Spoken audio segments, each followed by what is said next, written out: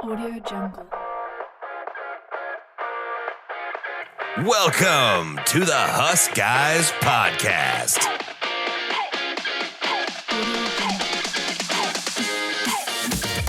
Oh yeah! What's up, everybody? Welcome to the HuskGuys podcast. We got a fun one for you guys. This one is exciting for us. For those who don't know, Andrew and I are brothers. We've been running HuskGuys for the last decade, and we are pumped to bring on our father to the show. The HuskGuys dad, Mark Haysbrook, is bringing us home here. So one of the big questions we consistently get as the HuskGuys is how do you guys remain consistently positive? How do you guys consistently see the bright side of things, and what are you guys hoping to see? Like, where do you see that? So a lot of that comes from our dad, and a lot of it comes from the way that we were raised. So we're going to dive in a little bit to what it takes to be, what our upbringing was like, what the original founding was of our Fanhood, going all the way back to the early 1900s. And so we're going to have our dad go in here and do that. But before we begin, we got to do some ad reads, folks. We're selling more jerky now because we won, which is extremely exciting. So Pipeline Jerky, pipeline-jerky.com. We didn't sell any after the Michigan week. All we got was hate messages and direct messages telling us we didn't do the right things, but we won. And so now we're back. And so pipeline-jerky.com, a royalty of every bag goes to the offensive line. Check out the HuskGuys store for all the merch that Andrew and I are wearing. HuskGuysStore.com's got some great run the ball gear, Pipeline Jerky gear, off-season champs gear, a lot of good stuff there. And then, of course, Land and Lore, men's natural skincare product line made in Nebraska. We know the founder, he's been pretty good to us. So sometimes, watching Big Ten West football can leave you feeling dry, sapped of energy. You might like to reminisce on the old highlights and watch the old school fullback dives, but you probably want to look and feel as young as you were when you were the most dominant program in all football, which we're going to talk about today. Well, while our Huskers are fighting back, you can fight back against aging, dry skin, wrinkles, and the gray hairs. We are left with Land and Lore as all sorts of products that can help you with this. Everything's natural, made from the land by a company founded in Omaha, Nebraska. That's where we're from. They've eliminated most of the ingredients that we can't pronounce, and when you try it, you get 10% off by using HuskGuys 10 at checkout. So go to land-lore.com, proud sponsor of the HuskGuys pod, and wrinkle killer, Land-Lore. So with that, we are pumped. Andrew and I are going to introduce our father. Dad, welcome to the HuskGuys podcast. Well, thanks, guys. When you mentioned we're going to go back to the early 1900s and my dad is our guest, I'm not sure there was enough of a pause there because I'm not the crowd goes wild. That old. But no, thanks, guys. First of all, thanks for doing this, and thanks for saving Nebraska football, because I don't think what the average Nebraska fan realizes that the two of you are basically saving the entire program. One tweet at a time. One tweet, one bag of jerky, and it's something that I'm grateful for. So thanks for having me on. I appreciate it. Great to have you. This will be good. Yeah, we can jump right in. So this will be fun. One of the things we really wanted to bring you on for is going all the way back. So I think it's incredibly important too to continue to tell these stories of when Nebraska was dominant, where Fanhood started, because I think it's becoming pretty tough because folks who are under 30 didn't get to experience some of the stuff that we got to experience. Take us all the way back, start at the beginning. When did the Husker Fanhood start for our family? As we and we'll eventually get back up to the Twitter world. Sure. Let's start at the beginning. Where did it start? Well, so I grew up around Nebraska football, like everybody in our state, right? And it's something that's sort of ingrained into your culture. But my grandparents from Beatrice and West Point had season tickets, if you want to call them that, in the late 1930s. And there was a group from Beatrice that came up. In fact, they used to ride the train from Beatrice right up to the northwest section of the stadium where the train would drop them off. And they would go to the games. And one day, my grandfather from Beatrice said, why don't we all get some tickets so we all can sit together? And they walked down to the ticket office after the game, and they bought 20 tickets together. And that's how their season tickets started. And we still have those tickets today. Same ones, and it's known as the Beatrice section, and it's kind of cool because there's still Beatrice people that go there. But we've gotten to know them. They've been great friends over the years. The legacy and the traditions are just carried on year after year after year. The interesting thing is to look back at some of those pictures of my grandparents at the games. I mean, it was suit and tie and fedoras, and women wore dresses and big corsages. I mean, to hear them tell the story, it was like this was the social occasion of the week for sure, if not the year, to go to the Nebraska game. And the same with my grandfather from West Point. He had tickets. He was a state senator, and he got tickets with about 10 other senators in one little section, and they all sat together. And those are still the same tickets we have today. And they're, as you guys know, about a stone's throw away from each other. Oddly enough, probably the same bench that they sat on until they replaced them with the plastic ones a few years ago. So what would that have been? Let's see. RV, my grandfather from Beatrice, would have been probably 1937, and Grandpa Haysbrook from 1939. Got it. Amazing. So yeah, and so they passed them on to my parents, who then have passed them on to me. Yeah, I think there's an educational part of that, I guess, in there too. Like, just to educate the masses here, what does it take to actually hold on to season tickets, like back then versus now, I guess? How's it all stayed together? Yeah, when Steve Peterson became AD, he did away with the legacy tickets. Great. And he said, look, if you want them, you just get in line. And so there was some people rankled by that. And then the next regime reinstalled it. And we were fortunate because we kind of jumped over. And so we were able to keep those in our name.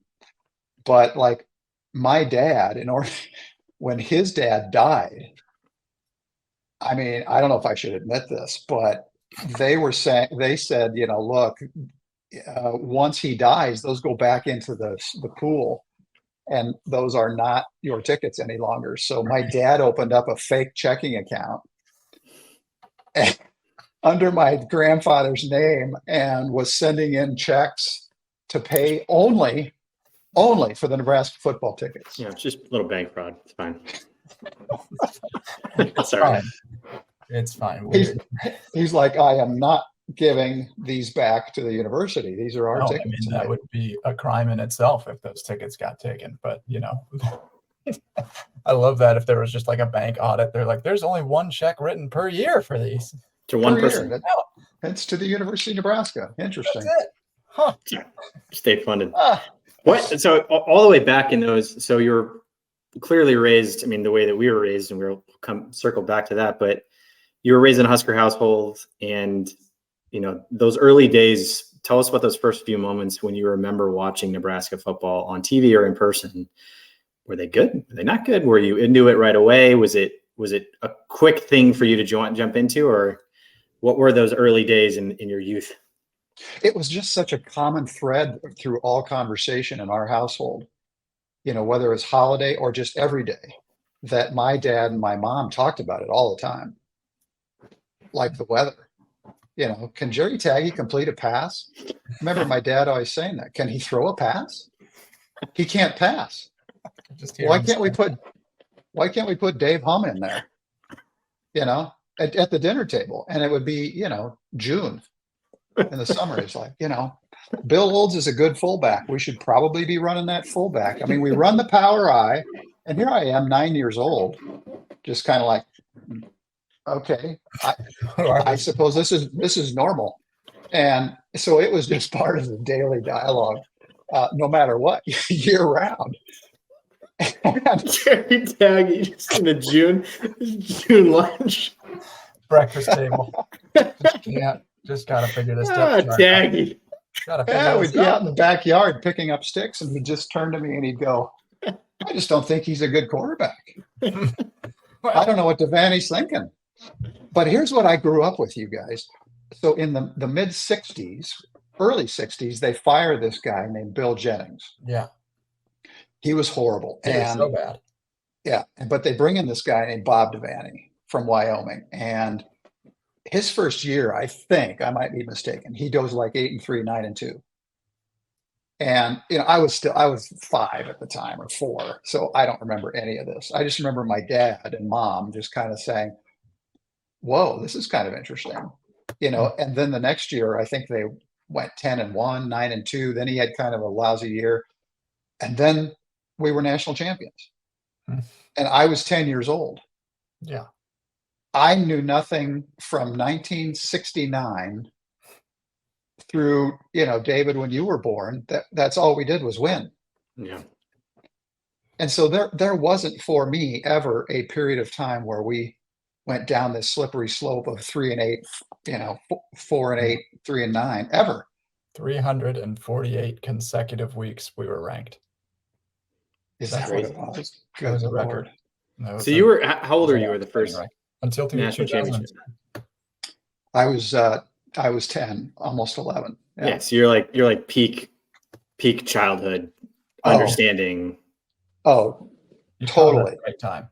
Yeah. And so we I mean, huge fans, and it was just baked in, as you can tell. But so we went to that Orange Bowl, that very first Orange Bowl, and we stayed at a place called the Fontainebleau Hotel.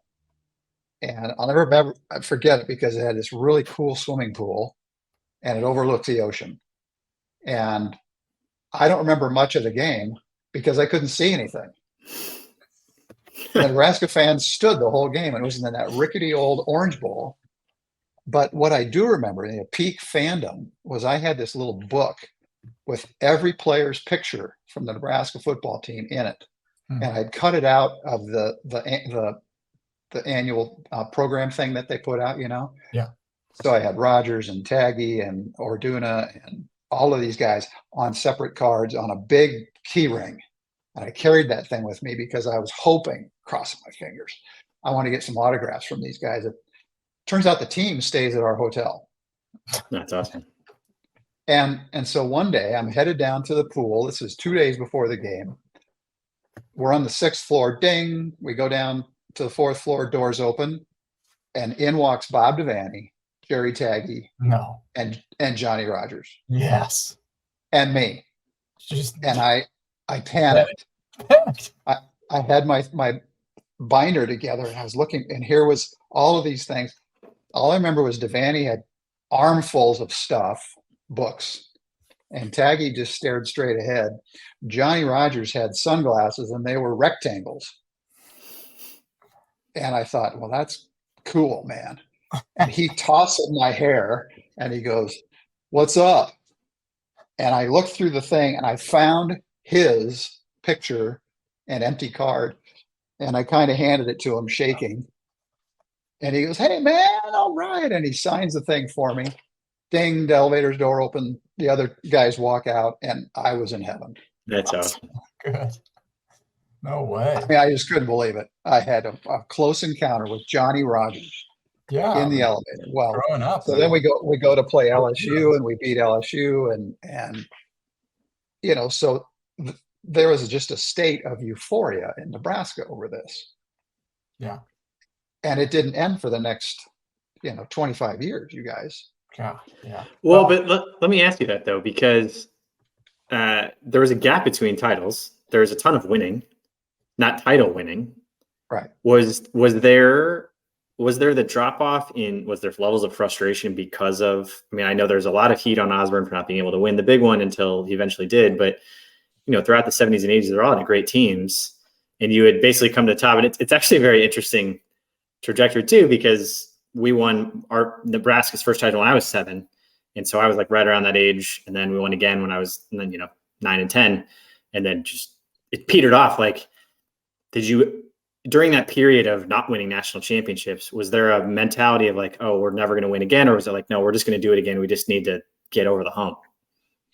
Yeah, there was frustration. There was definite frustration around the dinner table, especially.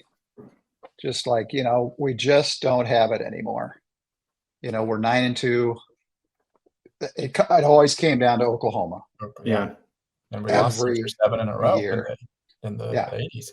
And the Sooner magic would always kick in, and something would happen.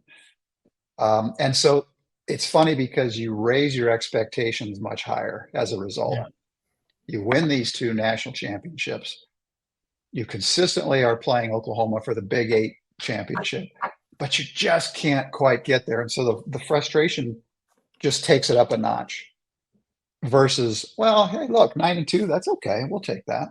Yeah. People were not happy with that at all. And yet we would be top 5 ranked consistently. Consistently. Yeah. And so, yeah, we almost chased Ozzy out of the house. It was crazy. Nutty. Yeah. I mean, and once you get a taste of it too, once you get a taste of being at the top, like it's been, 30 years and we're still here hoping for the same, but Totally. there's no, to me, that's still the ultimate and final goal and everything. And it's like, once you have almost 40 consecutive years of just winning consistent, solid, top of the tier football, top 25 program for 348 straight weeks. I mean, that's a lifetime for a lot of people. And so I don't understand the people that say we can't do it again. I don't understand the people that say we just need to lower our expectations and just say, forget it. We've done it before. You can do it again. I know it's changing, but I just slightly lower our expectations. No, never. The second you lower your expectations, that's the second the program starts to just whittle away. Correct. Yes, I was thinking about this too, that the uniting thing when I was growing up was the radio. Okay, and I don't want to be that guy, like, well, back in the day, we had, but there was one station to listen to a Nebraska football game. That was KFAB, and that was Lyle Bremser. The single best play-by-play guy that you'll ever hear. Yeah. And that was statewide.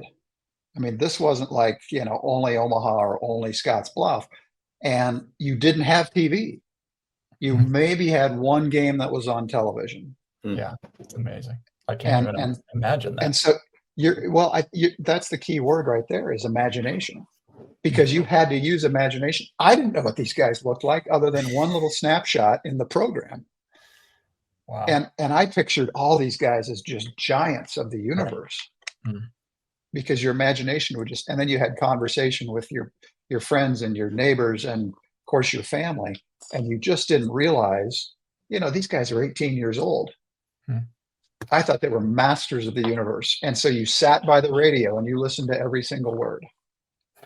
And so today, I think there's a little bit of that lost, because you've got so many alternative entertainment options with media that you don't have that one common thread or voice behind these games. I mean, those games were magical to me. When my dad and mom took me down to 10th Street, and the very first time that I heard the band go by, it was like, is this a Mary Poppins movie? What am I in here? This was just so incredible. The colors and the sounds and the smells and the people, and then walking into Memorial Stadium and getting a hot dog, because that's all you could get back then, by the way. Just a dog? Just a Fairbury? Just a hot dog. Just nothing.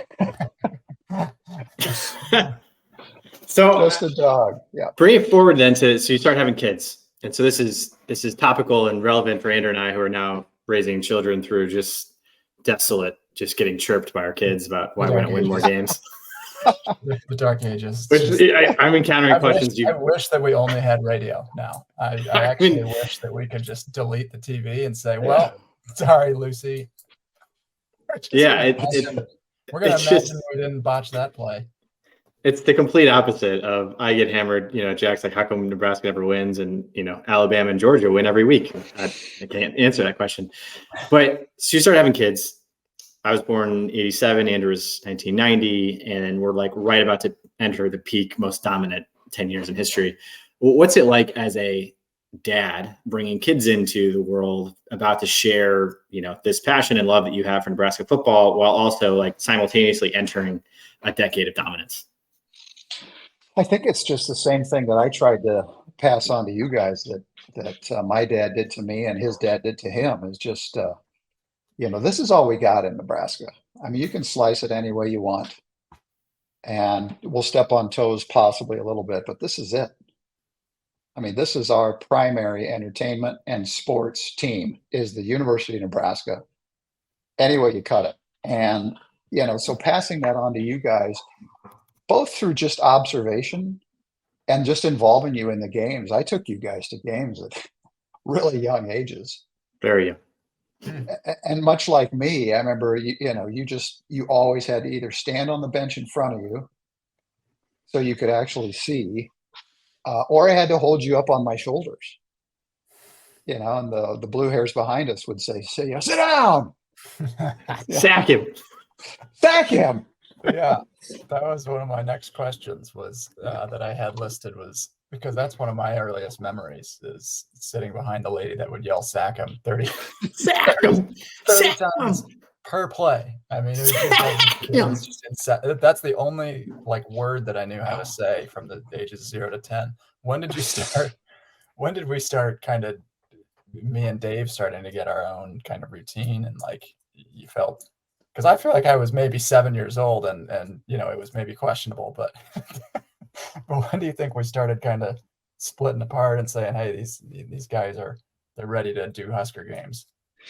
Yeah, I don't think there's any doubt it was both of you about the same age. And I can remember that it went from, oh my gosh, I've got to hold his hand and make sure, he knows where he's going and that he absolutely has confidence in the stadium and what to do, to when you both were like, I know where the bathroom is, Dad.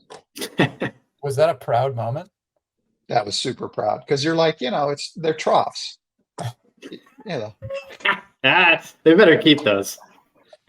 They're troughs. Let's face it. I mean, it's like, come on. Not that, not the urinal moment, but the that. But also just where you knew where to go for the food, or you knew which gate to walk in, which ramp to walk up. You knew the routine.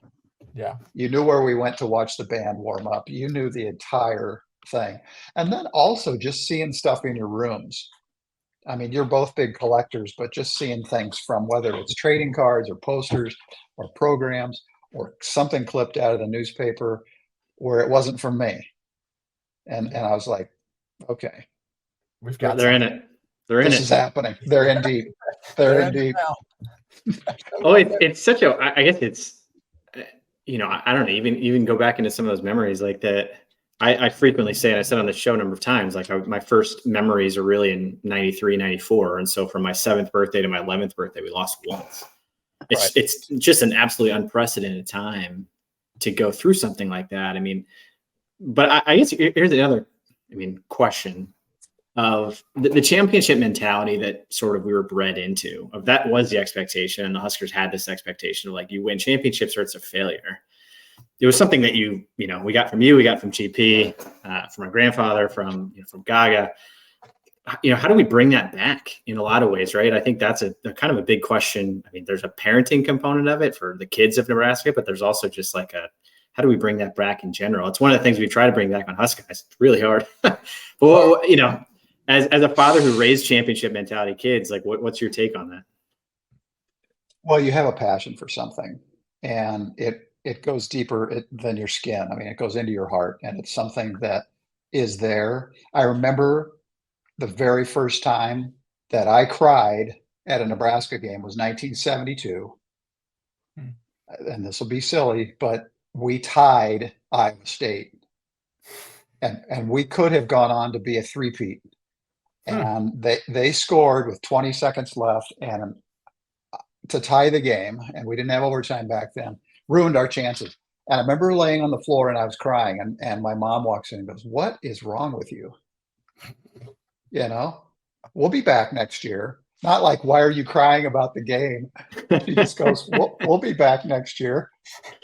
Okay, so fast forward to the wide left field goal against Florida State. I remember specifically watching that game with you, David. Yeah. And when we missed it wide left, I went to the floor almost in the same way I did against the Iowa State game. And you're what were you, 7? 6. Maybe 6. Yeah. Yeah. I'll never forget. You put your hand on my back and you were just like, "That's okay, Dad." And I swear you almost said something like, "We'll be back next year." Yeah. And so things come full circle. I think it's in your blood. I think it's absolutely in your blood. And there isn't a person from Omaha to Scottsbluff that hasn't lived through some of those same things in the same way, that shares those same things with their own kids and the stories and how those get passed down. And it's just very meaningful because we don't have a Nebraska State. We don't have a Chicago Bears. We don't have another team. I mean, this is it. So our heart and soul is poured into it. So we had all that success. And then for 25 years, we were top 5, top 10 team. Life was great. And so to see this, we've become really, really fragile the last 20 years. Yeah. As a fan base. And I think as a result, I love seeing the 94, 95, 97 guys, 70, 71. I love that they're still rolling them out at halftime. But at some point, you're like, okay, we need some new legacy here. Yeah. Oh, I think it's becoming a long time ago. Yeah. You sort of realize that was a long time ago. And even like, some of the work we've been doing in pipeline, you realize those guys, people don't recognize them unless you're in your 40s. You're like, oh God, we need some, exactly like you're saying. We need some young blood. We need some championship winners that can come in there and be recognized.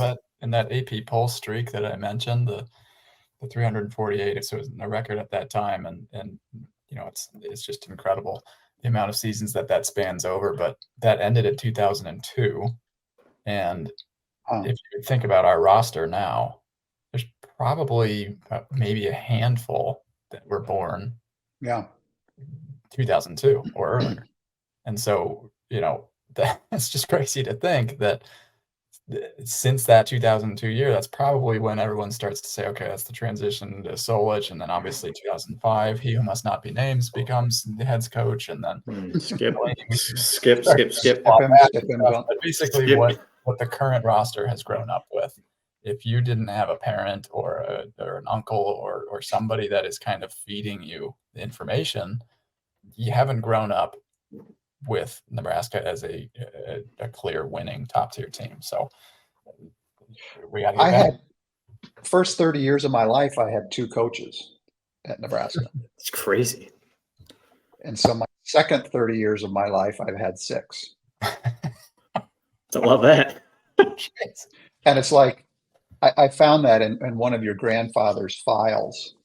By the way, he used to chart every game. I remember that. And says he listened to it on the radio. And then he would, this is a whole file of these. I've got hundreds and hundreds of these. You probably can't see it. But he would chart every quarter where the ball went, how it went, what yard line, what the weather was like. And this is what brought the game to life for him. And in his folder, he said, Mark's first 30 years of life, he had 2 coaches. You need to send that to us. Not in my life. He's talking about me. Yeah. Again, that goes back to the legacy that what it means to people in Nebraska. And and so that type of thing. I mean, we've just basically had malpractice the last 20 years. It's terrible. And and so the people who lived those previous years, what you guys lived through with the 90s, those are the best teams ever. Yeah. I think so. You get that taste, you want it back. Yeah. And it's good to recognize how spoiled we were, honestly, because frankly, what we went through with Pelini, it's not like a lot of programs still strive to be that, 8, 9, 10 wins a year. That's the goal for pretty much every program, but we need to take it, a level higher. And I know that if 4 or 5 years from now with Rule, if we're winning 8 games, people are going to get impatient again. And we're going to forget about, year 1, and we're going to forget about year 2. It's all about what's the trajectory. I think we might win 8 games this year, by the way. We'll get to that, but we'll get into that. We will. We will. Yeah, but before moving on and stuff to present day, what one thing I was hoping, can you rank you've been to every championship game, is that right? Yep. Rank them 1 to 5 in order of just like your favorite experience as a fan. And The 94 game is number one. nice. Yeah. So The it was venue still, or for the game itself, or the game, and for me, for everything, because the expectation was, the thugs and criminals from Miami are just going to run all over us that's true. on their home field in Yeah. that Orange Bowl, which felt like it was about to fall over. It's so rickety in the worst part of Miami. And so, that was a very special night because your mom and I, your grandmother, went to that game. And when we got to the stadium, we had taken a bus from the hotel because the traffic was so bad. Well, the band, Nebraska's band, the pride of all Nebraska, was marching in front of the bus. Well, we lost our minds and we were like, we got to get off the bus and march into the stadium with the band. And so we did. Well, the bus driver said, hey, after the game, we'll meet you here and get you back to the hotel. Yeah, whatever. So, this game goes on and on and on. It was such an amazing night. We waited till the team came back out on the field because they all came back out after the game was over. And all the Miami fans left, and it was just Nebraska fans. And we just celebrated and had so much fun. But we come out, and Mom and I look at each other and go, where's the bus? Oh boy. And this is not a part of Miami that you want to be in at midnight. And so here we are, these pasty white Nebraskans in all their red gear, just walking up and down the street. Excuse me, sir. a little out of place. Can you tell us where the bus would be to take us How do we back? get back to Omaha? But anyway, it was a great night. That was the best one. I'd say the Alabama 1972 was big as well because it was Bear Bryant. It might have been one of his. It was supposed to be one of his swan song games, and we just destroyed Alabama. And then the Tennessee game was great because again, Nebraska's dumb and slow and can't run on grass and all this stuff. Yeah. And just torch them, and just to see the Tennessee fans. Yeah, Peyton, we're going to pass. And 95, did you just know we were going to win? Yeah, just knew this. This is like it's a foregone conclusion. I mean, you got to be there for it, but it's like this isn't even going to be close. That team's so good. The best team ever. Best team ever. Yeah. Do you have a favorite Memorial Stadium game that was not a championship? Yeah, so probably the Oklahoma game would have been my freshman year of college, 1978. Wow. That was mentioned a lot in our Twitter conversation. There was that you had put up earlier today, Dave, just as far as best memorial experience, basically. From a lot of different fans. They mentioned that one actually. 1978 Oklahoma. What's special about it? Just the game was so back and forth, unexpected. That was the one where I get the guy on the kickoff, just absolutely obliterated the guy up. Oklahoma, where they said no fumble, and Oklahoma was favored, and plus it was just all of that the Sooner magic for so long, and this was the taste of like, okay, we could do this. We did do it. And the students storming the field, and my first experience of just understanding what that was all about, and tearing down goalposts, and just so cool. And being in college too. That's what being in college. Yeah, this is what it's kills me about about all of this is I think about like the different periods of time of your life when it would be awesome to be good at football. And I think it's growing up the way we did. It's fantastic because you're a kid and everything is incredible. And these guys are gods. And I love Tommy Frazier and Scott Frost and all the players across, I think it's fun to grow up in a magical time then. I think college would probably be another one I would love for them to be incredible. Like that's probably another one. And then the last one is like right now. Like that's what I think a lot about because you were probably my age in the 90s. Like I feel like right now is like I'm in peak Husker mode, it is the only thing I think about besides my children. And like it'd be sweet if we were good. We're not. Yeah. It'd be sick. Yeah. Well, we're good now because we beat Illinois. But like Right. in general, in your Wouldn't it be 30s, great to be great? it was probably incredible. Was it incredible? It was amazing. It was College amazing. would have just been outstanding. College would be incredible. You just must have been walking around campus just smiling every day. It was great because, we didn't have tickets back then. And so they just said students get 10,000 seats. And okay, Sigma Chi fraternity, you guys get 70 seats. And so it was a mosh pit when they just would open the gates. And by the way, every game was a 1:05 kickoff. There were never 6 p.m., 9 a.m., whatever. Every game was 1:05, and you'd had to get over there by 11 o'clock and queue up in line. And, your fraternity would sit together and the sororities would sit together, and it was just a blast. In fact, I bought this my freshman year. That's why I wore it. That's great. Yeah. We're going to sell those on HuskGuys.com pretty soon. They're coming back. Definitely 50 years late. So, it all goes in generations, and you guys will have your chance. You will. Yeah. I know you want it to be now. And I think is. Coach Rule is cut out of the Tom Osborne, Bob Devaney kind of playbook. He's saying all the right things. He's not bulletin board kind of guy. Yeah.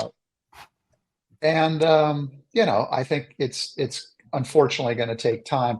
The frustrating thing for a lot of fans is, okay, hang on a sec. Louisville? Yeah. Colorado? Yeah. Right. Who else is doing well? Everybody's just raking in players from the portal. Yeah. And we're throwing the ball to Ty Hahn. No disrespect, Ty, but it's like, what a catch, though. What a catch. What a catch, though. Yeah, we got some 8-man football players that are going to step up because we don't have any wide receivers on the roster. But yeah, it's an interesting time. Yeah, it is.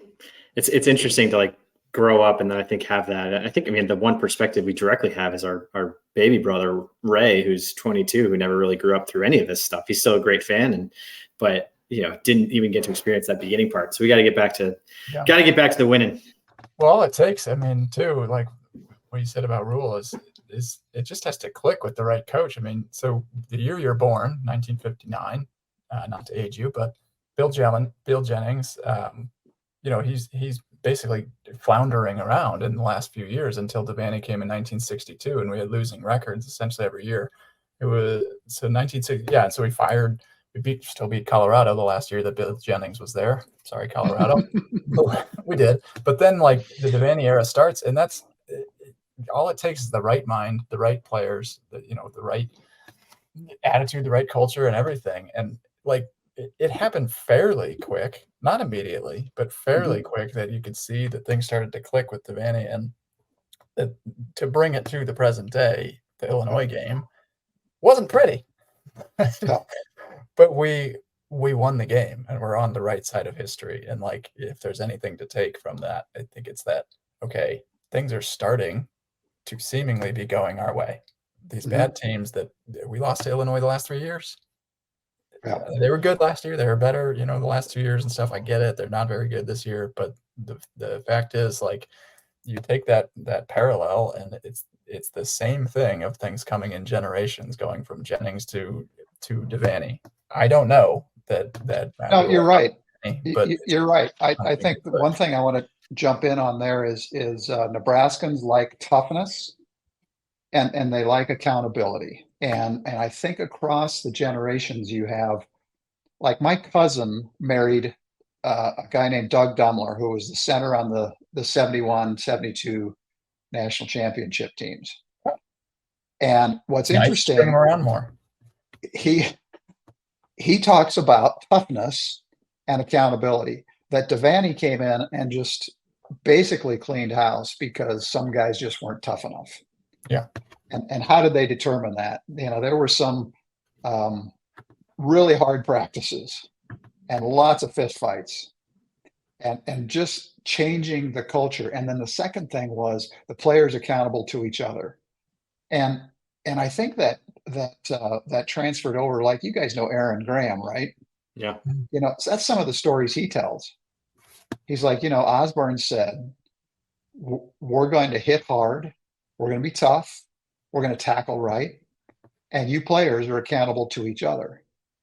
Yeah. And and I think you've heard Aaron's story about when they would watch film with Milt Teneper, that the lineman would sit in the front row and Teneper would have his back to him. And anytime one of the players screwed up, and Teneper would say, "Okay, Graham, you were supposed to move your right foot here. You didn't pull at the right time." The other guys had thumbtacks, and they would poke the guy that got called out, and that guy couldn't say a word. Little push pins.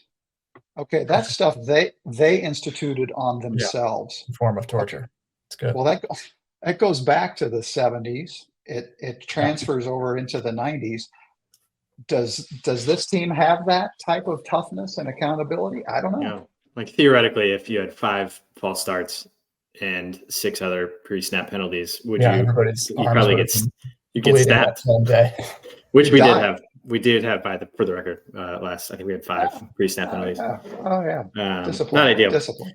One quick thing before we transition to Illinois chat.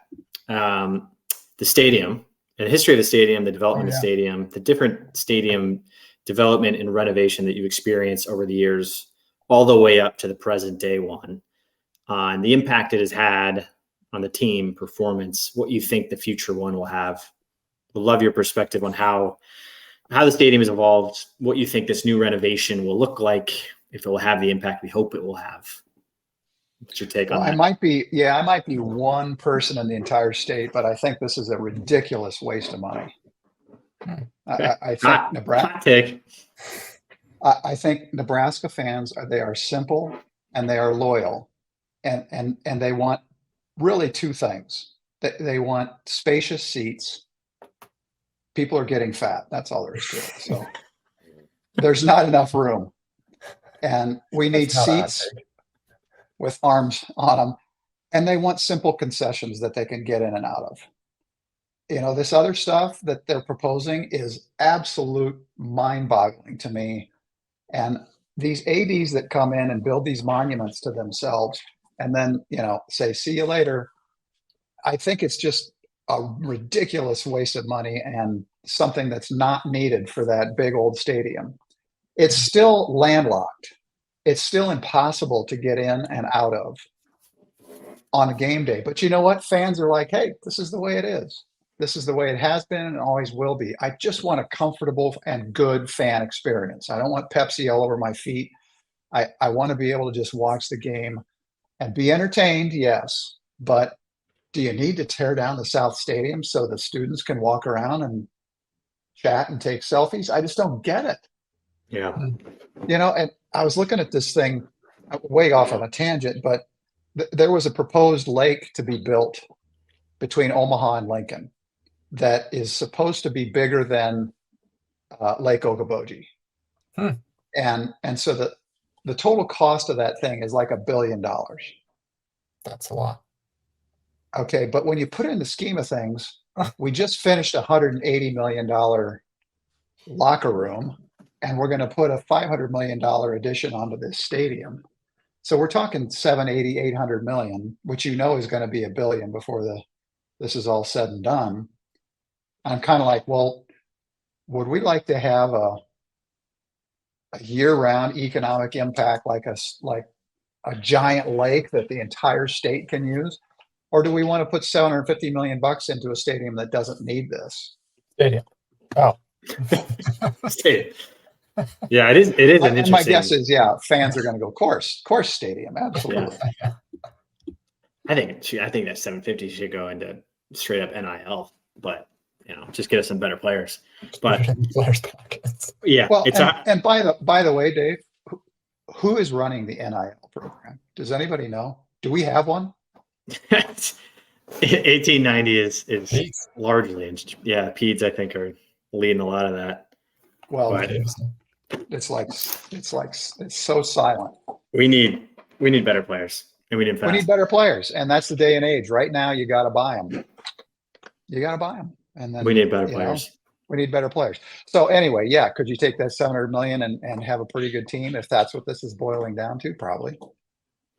At least like 20 or 30 of it, 10 of it, Yeah. 5 of it. I don't know, some of it. They seem to just they seem to keep going back to the same guys. I guess my concern on the whole thing is you keep going back to the same guys, the same people, and asking for more and more and more money. Like to one end, especially when the team's not getting better. And I don't think any player cares that they have a new concourse or any capacity there. It's like, is that the kind of thing? They like the locker rooms, they like the new practice facilities. I think those are great, but that is a giant sum of cash. It's a big lump. I think the take that I try to put on it though is just, a lot of money, but it's college football is a constant arms race. And it's kind of the unfortunate reality that the stadium is becoming a little bit of a relic. And I agree. I think we would sell out. You could probably add 10,000 seats and it feels like we'd still sell out. But the sellout streak has all of that and stuff has been in a little bit of jeopardy. It's more just the modernization of everything, I think, is a little bit of their stadium is so symbolic of your program. And if you have this more modernized amenities, bigger space, better lights, better shows, better everything, it's cleaner, it's nicer, it pops on the TV screen. A lot of it is just the appearance of things and so in a way, I do think that some recruits see that and they probably see the visions and they see the designs and they see this locker room and they're saying, this is the best in the country. And so, some of it stinks as a fan because there's going to be development. There's going to be cranes over the top. There's going to be losing seats. There's going to be losing some seats, some season ticket holders. I don't know how that's going to be handled and stuff. But there's a lot of question marks. But I do think of it as the flip side of the coin is that are we potentially going to be winning that arms race in the Big Ten? That answer is probably. We're at least going to be close. Yeah. No, that's definitely a legitimate take on making an investment in the program. I just think it's so over the top as far as the number. That's a huge number. That's a huge number. But again, I'm from the school where we had two little speakers above your head that said, "Ball carried by Rogers." It was fine. And that was it. And that was it. So, you got to attract the new fans. By the way, I think what will happen with this, obviously it's going to get approved and they'll raise the money and do whatever, but the average ticket holder isn't going to be able to go to these games anymore. It's just going to be too pricey. And so the concern is, and to bring it full circle, the Beatrice section is going to dissolve. Yeah. Because they'll say, look, folks, the seat tax, it was $1,000, now it's $2,000. You want to keep your seats, it's going to be $5,000 per seat, plus the tickets, plus the parking. You're talking about a $20,000 a year investment for 8 games. And have they reached out at all? Has there been any sort of communication as far as that goes? To season ticket holders, have you heard anything as far as it's going to cost this, or this is what it's going to be? This is the new donation. These are anything like that? It's just math, really, because if you go from 90,000 to 65, 70,000, you got people that are going to want those seats. So the demand will be high, but they will raise the price. And as a result, I think what's going to happen, I'm already starting to see it in our sections, that there are corporate buyers. Okay, so they'll buy 10, 12, 20 seats, and it's a revolving door of people. And they don't have the same respect for the game and the people around them that the season ticket holder does, because they're invested and it means a lot to them. They show up halfway through the first quarter, they're drunk, they're just screaming at the ref, and they, just all of these things and swearing left and right. And you're like, who is this dude? You never see him again. Yeah. So I don't know what that does to that fan base. That's true. And Nebraska is such the team itself is such a working class representative, or supposed to be. And so, you take these people that are trying to decide, like, gosh, do I take a chunk out of my rent check and try to Right. go to a game, or do I just sit home now? And it's a huge investment, and to get season tickets, let alone one game and stuff already. It is. The guy that sits to my right, he's a farmer. Yeah. And he comes into the game and he's like, I couldn't be here last week. We were getting the beans out of the field. And but I listened to the game, and by golly, I'm so happy to be here this week. And but then invariably he's like, I just don't know if we can afford this much longer. Yeah. Well, it's twofold too. It's, can you afford it? And also, like, what are you paying for? If you're paying for 3 and 9 and you're paying for 4 and 8, like that's taking a toll on the fan base. And, Andrew and I see it every single day on the internet of just like, you're getting pummeled across the board. But yeah, that farmer has Twitter now. What? You're right. He's yelling at me. Right. You're right. The good news is, and this can be our formal transition, because the good news is Nebraska is back. We're on a winning streak. And we have now won 3 of our last 4 games, which is something we've never done since like the 90s, quite literally. I don't know if that's actually, don't fact check that, but yeah. So we beat Illinois. Yeah. And winning was fun. Although it wasn't really that fun. The first half was fun. Yep. The second half was just a catastrophe of football. Oh my gosh. Yeah, the game as a whole was truly unbelievable. I've already declared it as the Big Ten-iest football game that will ever happen. The Big Ten is going to be the best conference in football next year. I would argue it's either us or the SEC this year. But there are games that exist in the Big Ten that you just won't find anywhere else. The Big Ten West is guiltily leading the charge. This was unbelievable to watch. Our defense obviously won us the game. The goal line stand from the first drive turned the whole thing around. So they run for 23 yards. They ended the game with 21 rushing yards. But we started the game with a goal line stand, and all of a sudden you take that goal line stand and the game just gets flipped right away. Illinois, extremely bad. Pretty much all of everything that you can be bad at, Illinois is bad at. They are not a good team. But they started as a Big West dark horse. A lot of people had this chalked up to a loss to begin the year. So they were favored. They were favored by 4. Yeah, it's interesting to see how narratives have kind of already been flipping halfway through the year. Their defense, I think Illinois ultimately, they just lost too much in the secondary. They lost Chase Brown as a running back. They don't really have the weapons that they had last year. I think Altmaier, honestly, he was pretty accurate against us, but they couldn't make a big play happen. Their special teams was an absolute circus. It actually reminded me of our special teams when we last played at Illinois. Yeah. And Cam Taylor-Britt caught the ball and just threw it in the air to somebody else. Just on that punt, and no one knew what he was doing. It's incredible.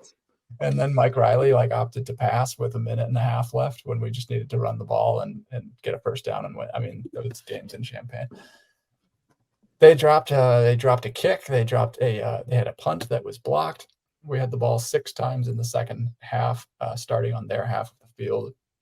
The story of the game, unfortunately, because our defense played lights out, the story of the game ends up being what the heck is our offense? And A, what is it? And B, what direction is it going? It's not going in a good direction because Washington's out.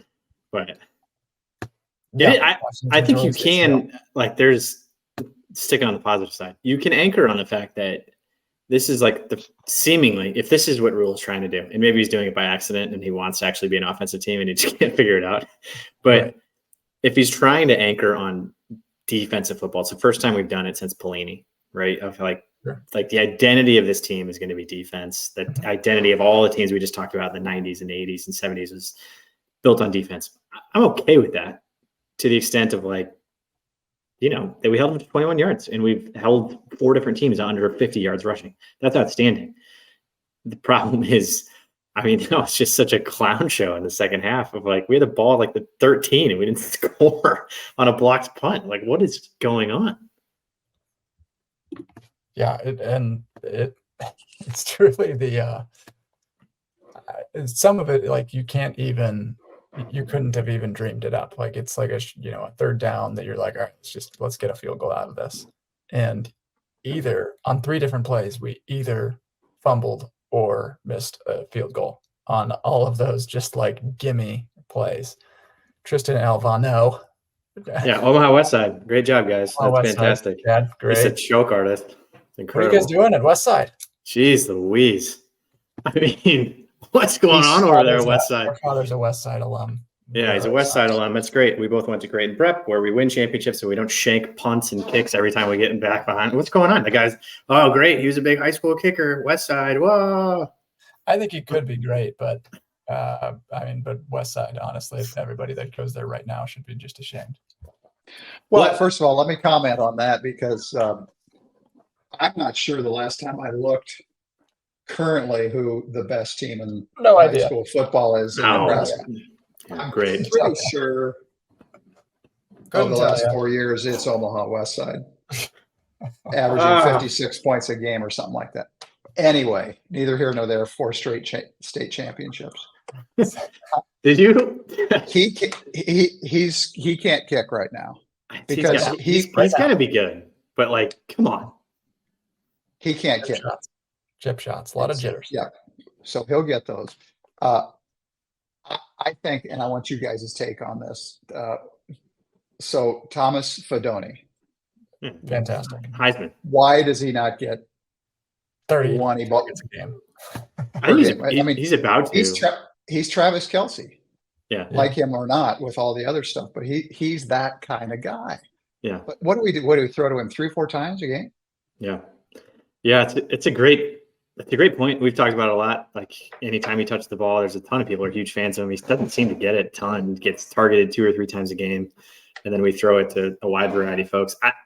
It's a great question. I mean, give the guy. I mean, at this point, we have all 3 starting wide receivers are hurt. IGC's out. Washington's out.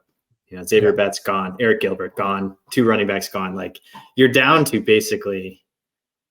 I mean, it's just gonna be like Harburg and Sims. I don't even know. Plus Anthony Grant, and then you got to get the ball to Fedoni. I mean, that's interesting. You mentioned Kelce, because on that, Dave. I mean, Travis Kelce is. I mean, he's the best. He's the best to ever play the position. Like it's very good, and he's unbelievable. But he's got an unbelievable quarterback. And one thing that like Mahomes said actually last week, just regarding like a touchdown pass that he had thrown in front of Taylor Swift and stuff, and everyone went ecstatic on the internet. Everybody, literally everybody.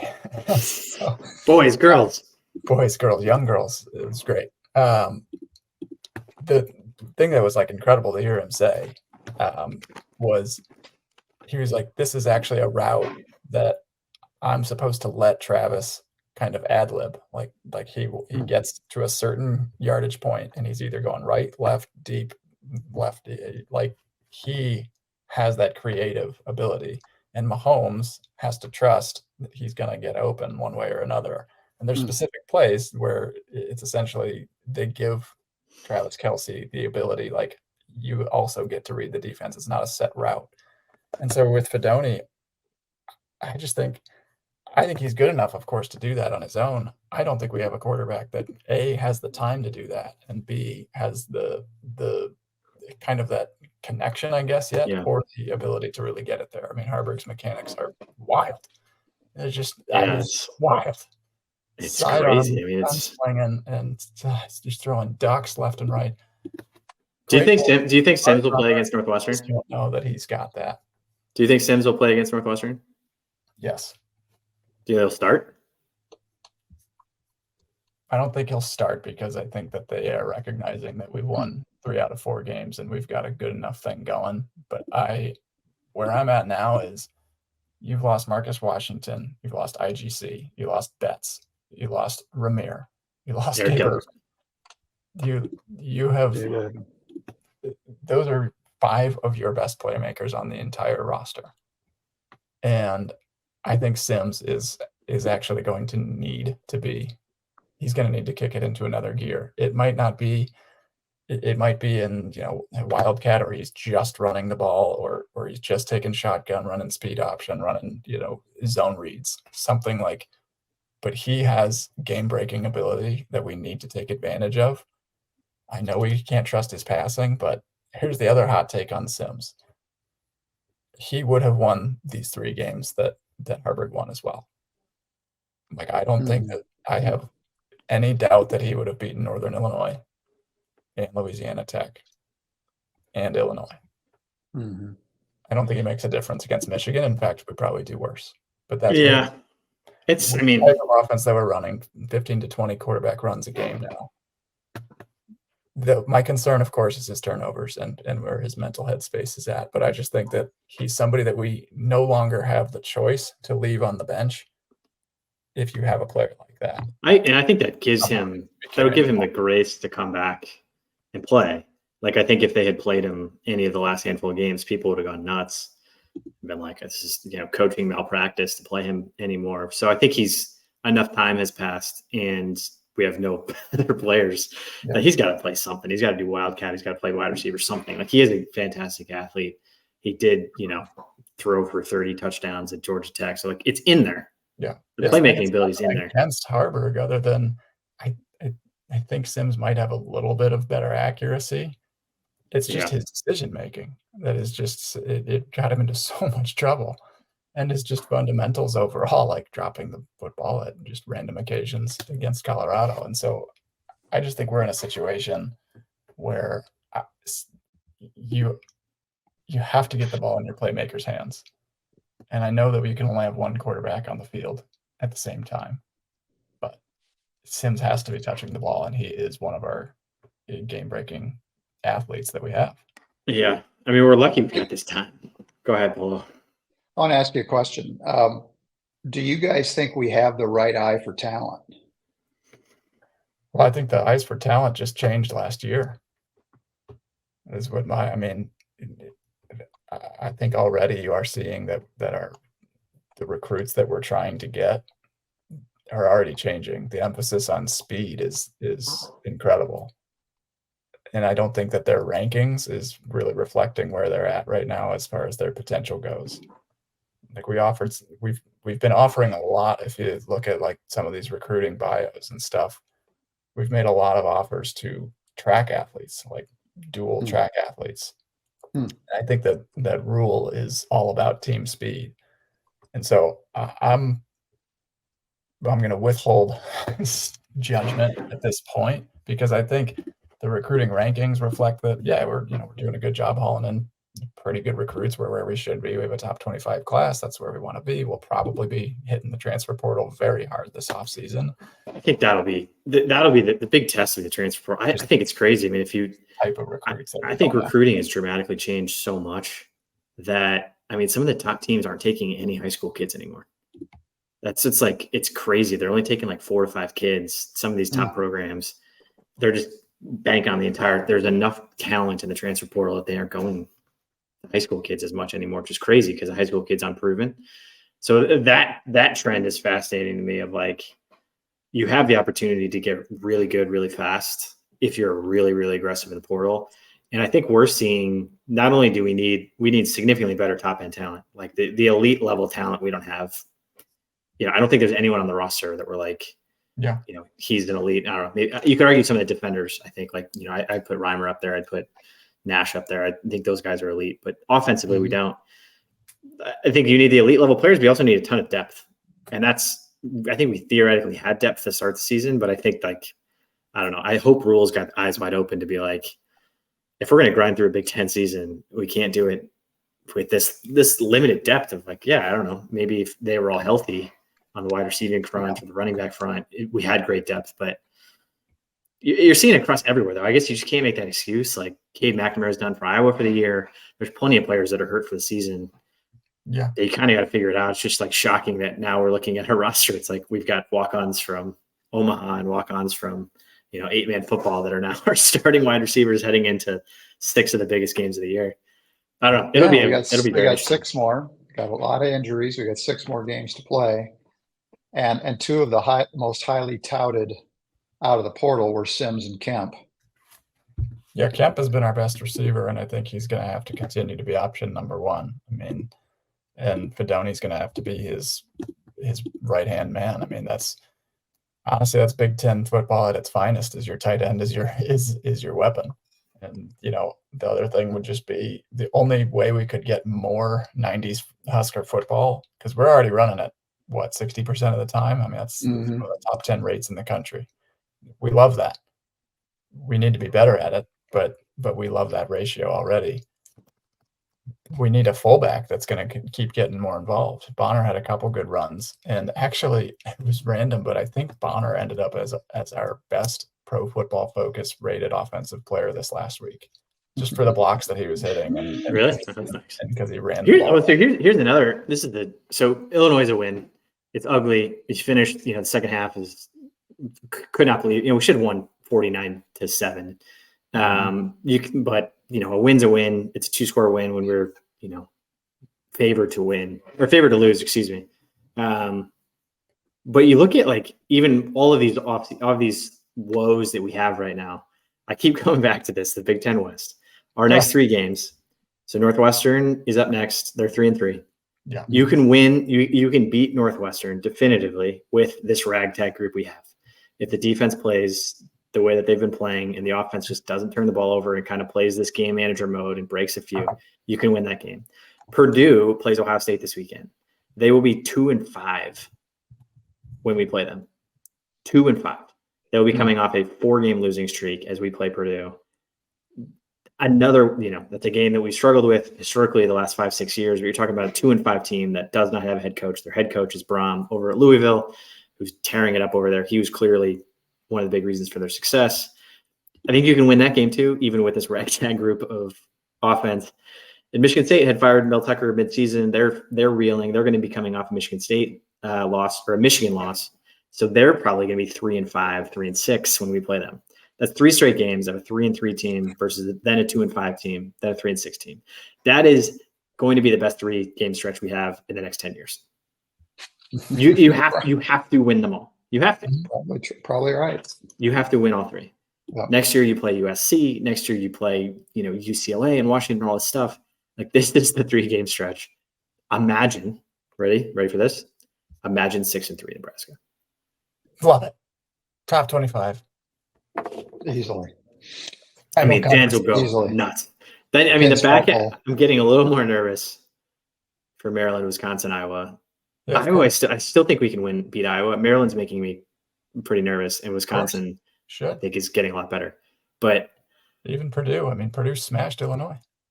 Yeah, but they're still struggling. And wait, Purdue beat Illinois? Yeah, you're right. But they're still they're going to be 2-5 when we play them, which is crazy. I don't know. I think if these guys band together and you can get the players playing, you can win these next 3. Should win these next 3. Yeah, I think, and if we're going to be built on defense, one thing regarding the depth and recruiting, I think it is very reasonable to feel very confident in our defense going forward, because we are built pretty well to withstand these attacks from the Big Ten West, which is just like a pillow fight. And the other thing is just that how young our defenses are. That's great. Defensive players and the skeleton or the backbone of our defense. So I was just looking into things on CFB stats, and so we have 32 tackles for loss. Only 5 of those this year have come from seniors. 2.5 for Reimer, 1.5 for Omar Brown. That's advanced stats brought to you by HuskGuys. For Quentin Newsom, you're welcome. We have 24 pass breakups this year. Omar Brown, senior, he has 1. Newsom has 3. So that's 4 total from seniors. The rest are from players that presumably, if you hold on to them, are all back next year. So that's a large percentage of your defense right there that's making plays and should be coming back. And yeah, love to see that. Mm-hmm. I like the way that our defensive recruiting is going. But what's amazing already is 3 of the best pass rushers on our team are freshmen. Prince Will, you saw him already getting in on the action at a tackle for loss against Illinois as well. You had Butler's a sophomore, but he's leading the team in sacks. He has 3 sacks on the year. Cam Lenhart has 2 sacks this year already as well. He's a freshman. And then Van Poppel, I mean, he's been getting pressure. He's been getting time as well. Blaise Gunnarson's a sophomore. He's getting in the actions. So the D-line, I think, is I'm optimistic there as well. So the defense is the backbone. And if the defense is going to be the backbone, it's great to start there and kind of recruit outwards. The next step is we got to build up the O-line and we got to build up the skill players. So now I think the rest of the season, I think we're going to get just by definition, you have to get a heavier dose of Emma Johnson, Mal Coleman, and Jaden Doss. Like those. They must not like believe in Mal Coleman. I mean, he's out there. He's getting snaps. He had his first catch, which is nice, but I don't know. It's like we throw 20 times a game. Yeah, true. So he's a monster. Like, how do you not try something with him? Tony gets a couple. Harburg scrambles for 10 of those pass attempts. Yeah, I will say I stands, and so that only leaves you with 4 other throws. What about the option? I love it. Harburg needs to pitch the ball.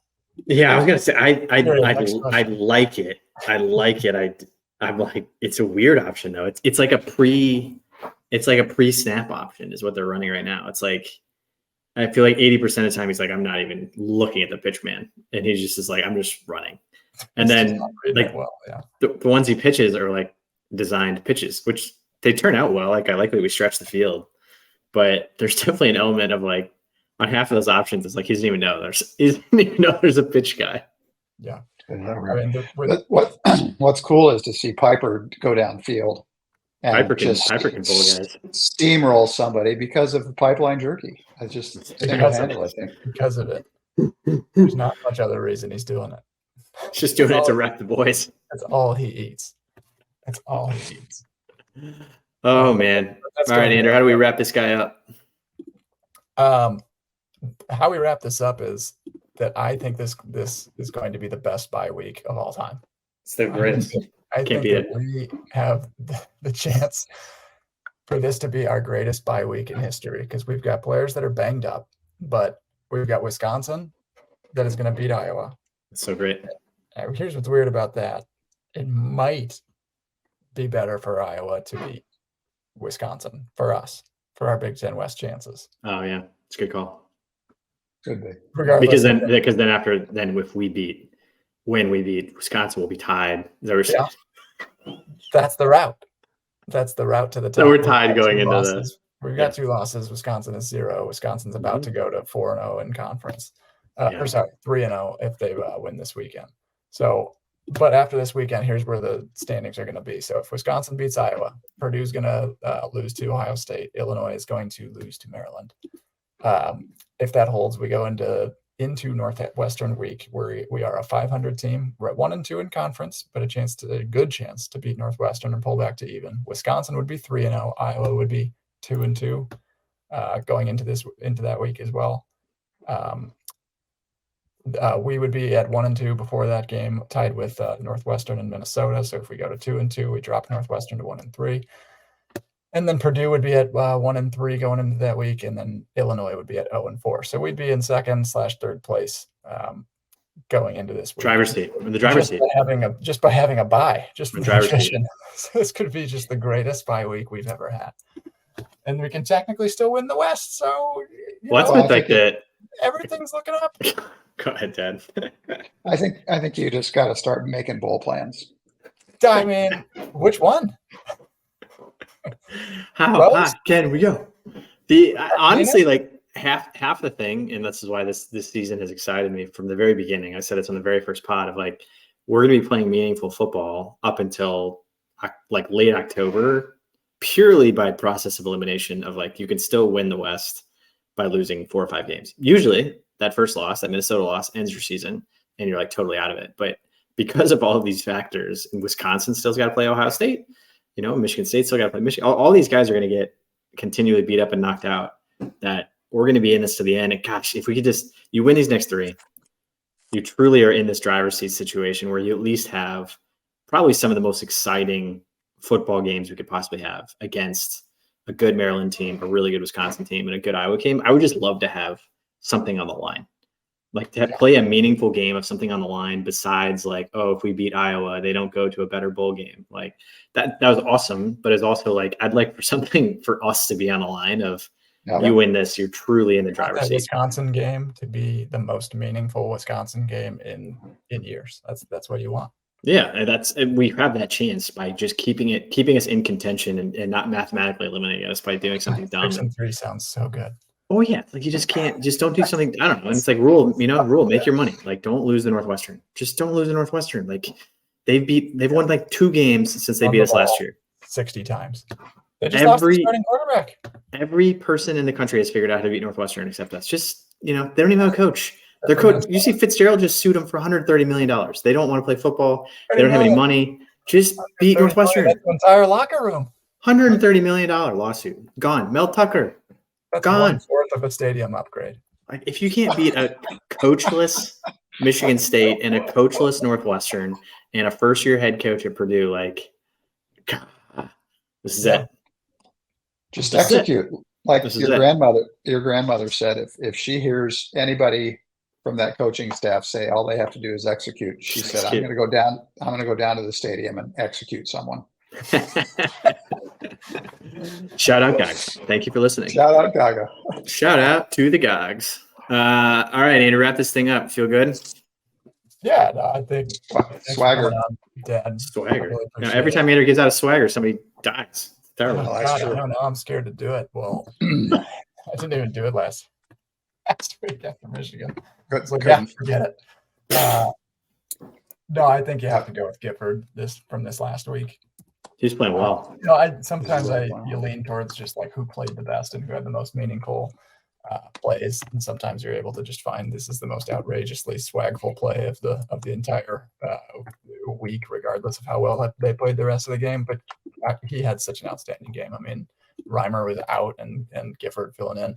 It's pretty sweet to see a guy from Lincoln just take the reins on the defense. It's great. 8 tackles, he tackle for loss. He had the game-winning pass breakup, which I for sure thought they were going to score and then recover an onside kick and score again. I was like, I don't know what ESPN's thinking with this 99% we're going to win thing. This just does not feel good right now.